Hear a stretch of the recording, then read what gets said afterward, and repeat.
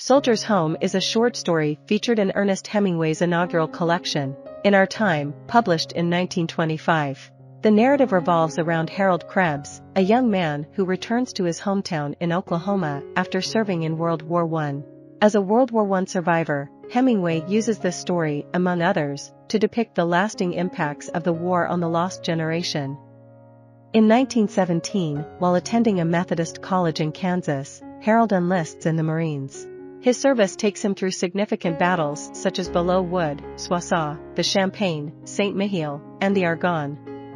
Following the conclusion of the war, he returns home in the summer of 1919. However, Harold doesn't receive the hero's welcome he expected from his town's residents, who have grown weary of war-related stories and its horrors. Initially, he avoids discussing his war experiences. When he does attempt to open up, he realizes that people are reluctant to hear the stark truth about the war. Interactions with fellow veterans remind him of the fear and sickness he endured during his service. Harold's days back home follow a monotonous routine. He spends his time aimlessly wandering around town, sleeping late, reading at the library, having lunch at home, and occasionally visiting the pool hall in the afternoons. Evenings are filled with playing his clarinet, strolling through town, reading, and retiring to bed. While Harold lacks the energy and confidence to engage with young women, he takes pleasure in observing them from his porch. Their appearance, short hair, silk stockings, and flat shoes, catch his attention. He finds himself drawn to girls who are reserved, reminiscent of the French and German girls he encountered during the war. However, he decides against pursuing any meaningful connections. The thought of impressing girls with lies and dealing with the complexities of intimacy dissuades him. Instead, he often yearns for his time in France and Germany, wishing he could return to those places. Harold immerses himself in a war-related book, finding it the most captivating read he's ever encountered. He wishes for more detailed maps within its pages and anticipates delving into another book in the future that includes such visual aids.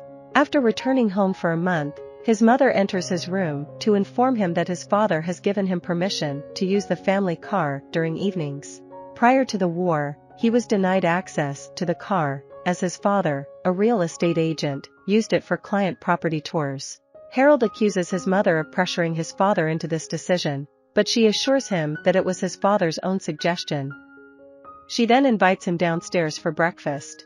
In preparation for the day, Harold washes, shaves, dresses, and joins his mother and sister Helen in the dining room. Helen, his favorite sister, inquires if he'll attend her indoor baseball game at school. Playfully, she reveals that she refers to him as her beau in front of her classmates, a term he doesn't dispute. Helen playfully asks if he would be her beau if she were older and he wanted to be. He readily agrees, stating that she's his girl now. Their exchange continues as Helen asks if he'll love her forever, and he confirms. She then requests his presence at her baseball game, to which he responds with a tentative maybe. After Helen leaves the room, Harold's mother seizes the opportunity to speak privately with him. She inquires about his plans for work, and he admits he hasn't made a decision. Expressing her concern, his mother emphasizes that it's crucial for him to make a choice soon.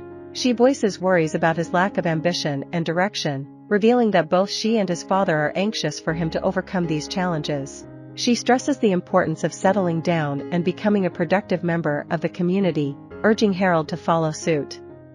Harold, feeling a mixture of embarrassment and resentment, remains silent. His mother reiterates their love for him and emphasizes their desire for him to find a job. They want him to find enjoyment and independence while not obstructing his freedom. While they're happy for him to use the car for evening outings, they stress the importance of him securing employment and making a start at something. She assures him that the nature of the job doesn't matter, as all work holds its own dignity. She discloses that his father requested her to discuss this matter during breakfast and to meet him in his office later. Harold's mother asks if he loves her, to which he replies with a negative. This causes her to start crying. In the heat of the moment, he blurts out that he doesn't love anybody.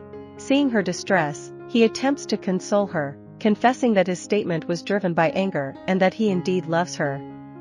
He places his arm around her shoulder and earnestly tries to reassure her. She agrees to believe him, and he tenderly kisses her hair. She reminisces about cradling him close to her heart when he was a tiny baby, which nauseates him. In response, he promises to be a better son for her. His mother asks him to pray with her, but he declines, saying he can't. She offers to pray for him, and he accepts. He watches her pray and gives her a kiss before leaving the house. Despite feeling sympathy for his mother and the lie he told about loving her, he remains emotionally unaffected by the encounter. The narrator notes that none of it truly penetrates his emotions. After returning from the war, Harold sought to maintain a simple life. While things went smoothly for a time, he realizes that simplicity is no longer sustainable. He makes the decision to head to Kansas City to find a job, aiming to alleviate his mother's concerns. Before departing, he plans to spend a bit more time in his hometown, opting to skip seeing his father and instead attend Helen's indoor baseball game at school. I hope you enjoyed this video. Leave a like if you did and be sure to subscribe. Thank you.